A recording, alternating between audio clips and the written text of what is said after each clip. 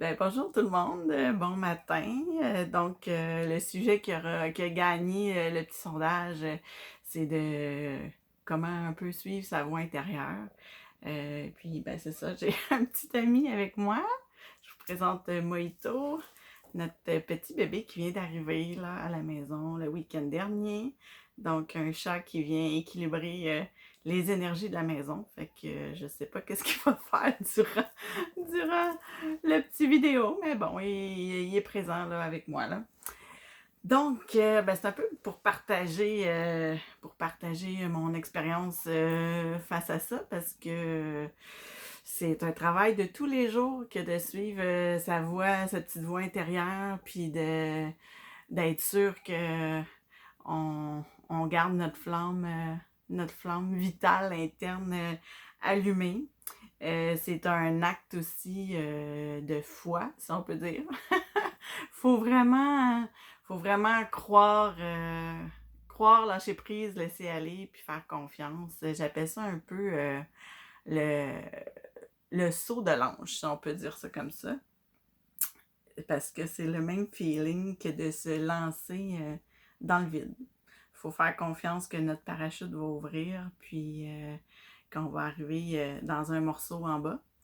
Donc, mais sauf que ça vaut la peine. C'est le petit saut à faire, ben le grand saut, le pas qu'il faut faire pour arriver à, mais ça vaut tellement la peine. La première fois que deux événements plus majeurs là, dans ma vie, on est en 2008-2009. Et puis là, je travaille vraiment fort. Je suis des cours de courtier immobilier en même temps de travailler mon temps plein. Je fais du théâtre. Mon grand-père est malade. Bref, je me dis, et puis je m'étais séparée, ça faisait pas longtemps. Et je me dis, j'ai le goût de prendre un break. Puis la nouvelle personne qui travaille avec moi était formée, donc ben, c'est le temps idéal. Je vais aller voir mes patrons. J'ai demandé mes 4 semaines de vacances, plus 2 mois sans solde, pour aller faire de l'aide humanitaire, puis en République dominicaine. Donc, je vais voir mes patrons. Et les patrons me disent, ben Annie, c'est peut-être pas le temps, reviens nous voir l'année prochaine avec ton projet, puis on verra à ce moment-là. Puis là, ça l'a fait à l'intérieur de moi parce que je ressentais vraiment le besoin de partir. Puis ça faisait longtemps que ça mijotait. Puis, oh my God, OK, est-ce que je vais laisser quelqu'un d'autre gérer ma vie au moment de décider à ma place de quand ça serait bon pour moi de partir, d'aller faire de l'aide humanitaire. Là, ça fait non, je vais pas laisser personne décider à ma place de ce que je veux faire dans ma vie, en fait, là. Et puis, ben, c'est ça. J'ai pris vraiment la décision à ce moment-là, ben, OK, c'est ce que je veux faire. Eux veulent pas. Ça comporte quand même des gros risques parce que j'ai un emploi à temps plein. Fait que, mais j'ai dit, bon, OK, c'est ce qui m'habite à l'intérieur présentement. C'est vraiment la petite voix qui me dit de partir. Ben, j'ai fait, OK, je vais faire une belle petite lettre de démission. Je vais avoir confiance en la vie. Et puis, ben, je suis allée porter ça à mes patrons. Donc, ils n'en revenaient pas parce qu'ils pensaient jamais que j'allais faire ce move-là. Donc, j'ai laissé mon emploi en ne sachant pas qu'est-ce qui allait m'attendre après mes 3 mois. Je me suis dit, je suis une fille brillante, intelligente, j'ai un bon CV, ben, advienne que pourra. Là, la mère des jobs est pas morte, comme on dit.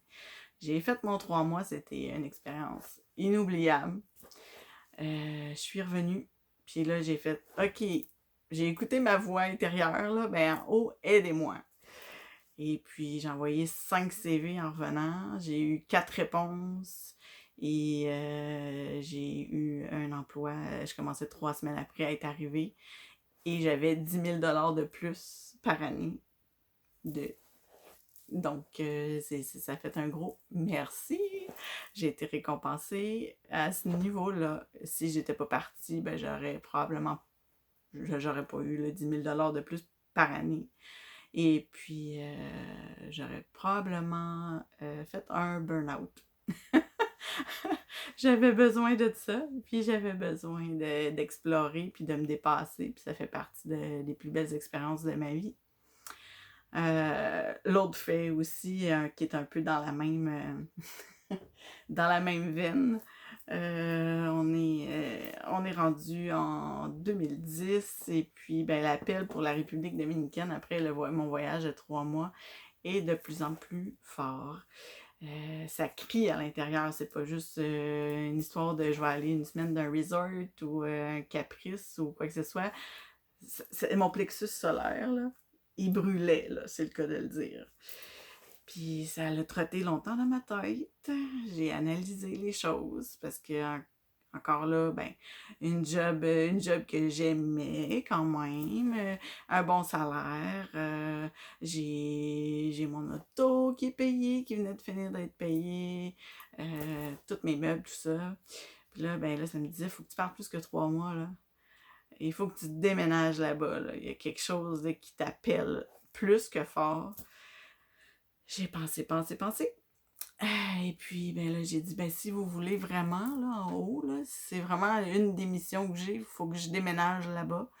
Ben faites-moi des signes, là. Aidez-moi.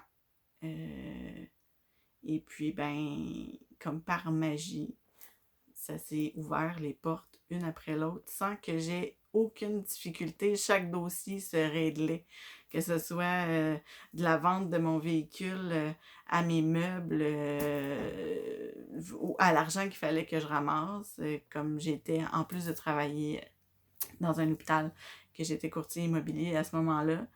Et j'ai demandé à l'univers, il faut que je fasse 5 transactions en 4 mois pour pouvoir partir. Puis les 5 transactions, ben, je les ai faites en 4 mois. Et c'est ça, tout s'est placé. Le pire, la pire chose pour moi, c'était de m'éloigner de ma famille et de mes amis. De ma mère surtout, de qui je suis enfant unique et très proche.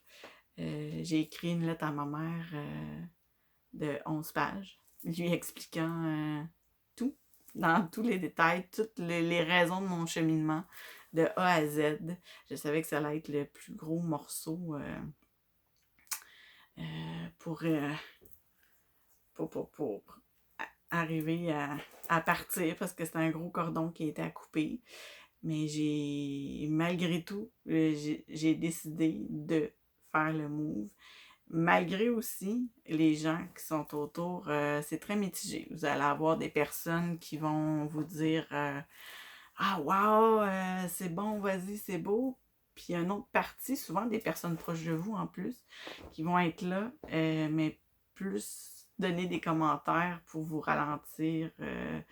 J'ai passé, oui, pour une folle un peu, là. Ah, tu vas laisser une job où tu as un poste, tu vends tous tes meubles, tu vends ton auto, tu pars toute seule, tu sais pas qu'est-ce qui va t'arriver. Oui, en effet, je sais pas qu'est-ce qui va m'arriver, sauf que à ce moment-là, comme je disais, ça brûlait tellement à l'intérieur que de vivre avec les regrets de ne pas l'avoir fait aurait été pire que de faire ce move-là. Donc, en fait, tout ce que je veux vous transmettre ce matin, c'est quand vous avez cette voix intérieure-là, surtout au niveau du plexus solaire, là, quand ça vous brûle, là, puis que c'est fort, ça vous habite, vous y croyez, vous le ressentez autant dans votre corps, dans votre esprit, dans votre âme, ben c'est votre réponse, là. C'est clair qu'il faut foncer, puis oui, ça peut faire peur parce que c'est de l'inconnu, sauf que la récompense est tellement grande. C'est un des meilleurs moves de ma vie. J'ai déménagé, c'est ça, en République dominicaine pendant 1 an et demi. J'ai tellement grandi, appris. C'était pour ouvrir ma business là-bas.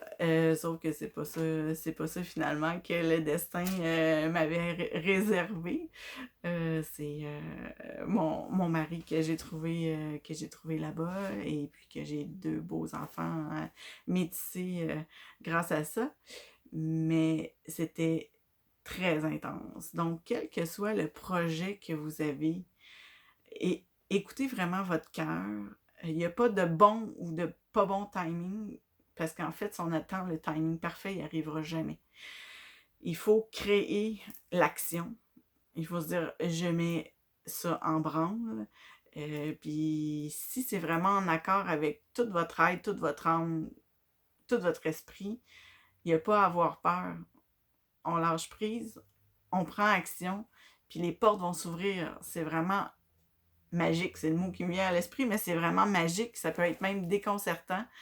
Comment est-ce que l'univers va agir pour nous aider, pour réaliser notre projet, notre mission, ce qu'on doit apprendre à ce moment-là.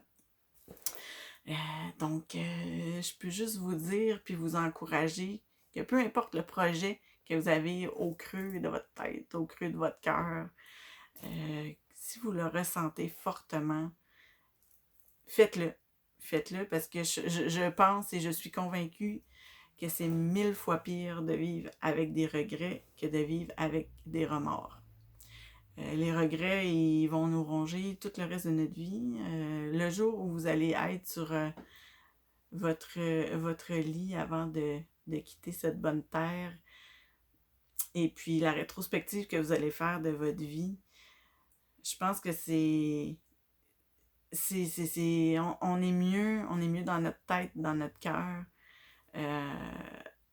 en voyant qu'on a été courageux et qu'on a réalisé nos projets pour nous, que de cumuler tous les regrets qui donnent une certaine amertume aussi en bout de ligne, déception, tristesse. Donc, go! C'est juste ça que j'ai à vous dire. C'est un go! Il n'y a pas de formule magique. C'est vraiment... Allez-y avec tout votre cœur, toute votre âme. Laissez les autres parler. Parce que peu importe ce que vous allez faire dans la vie, il va y avoir des personnes qui vont vous appuyer, puis il va y avoir des personnes qui vont vous décourager. C'est impossible d'avoir l'unanimité. Chacun a son opinion, chacun a son vécu, chacun a ses peurs, chacun a ses faiblesses, chacun a ses forces. Donc, allez-y avec ce que vous ressentez.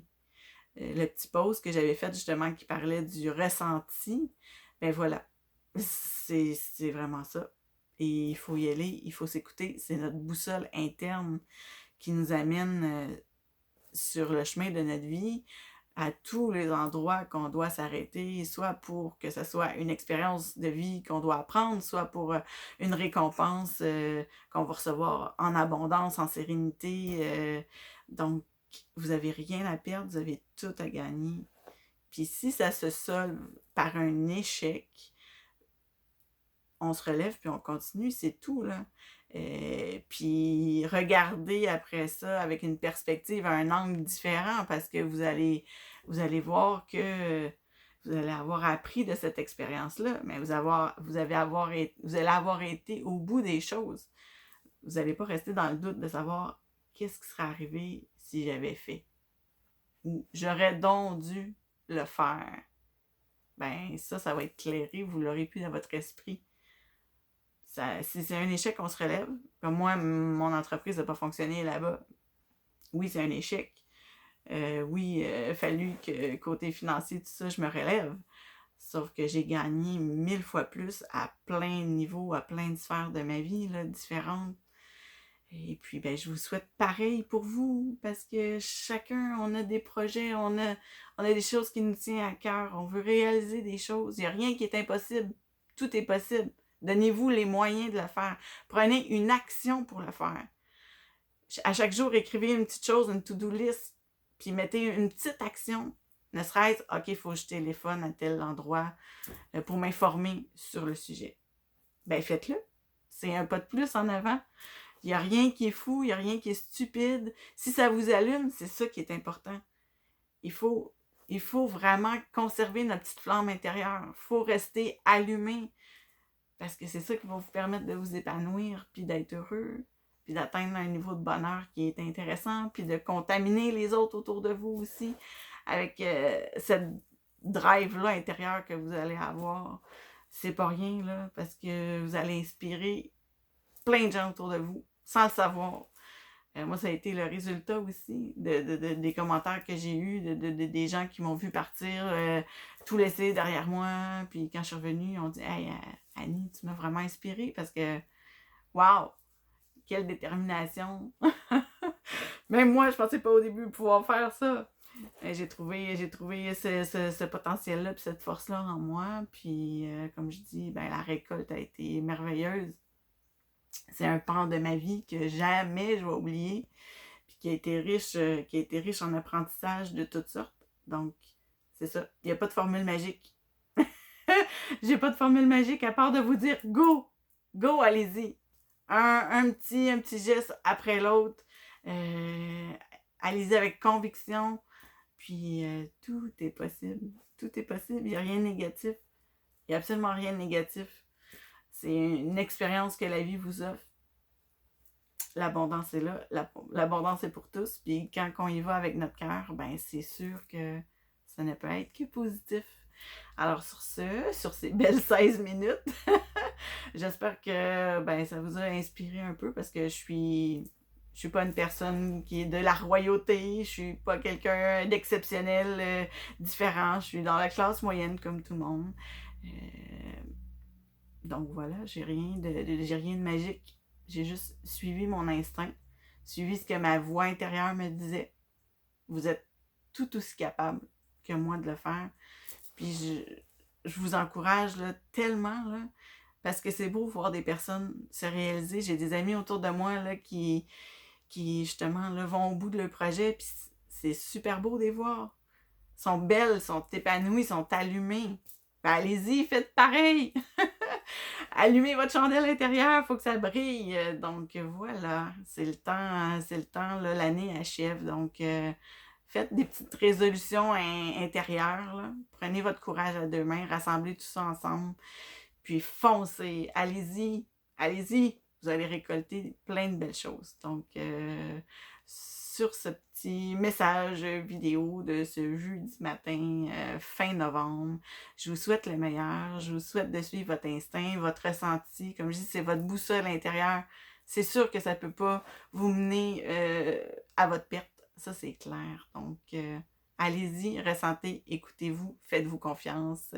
Voilà. Bonne journée à vous tous.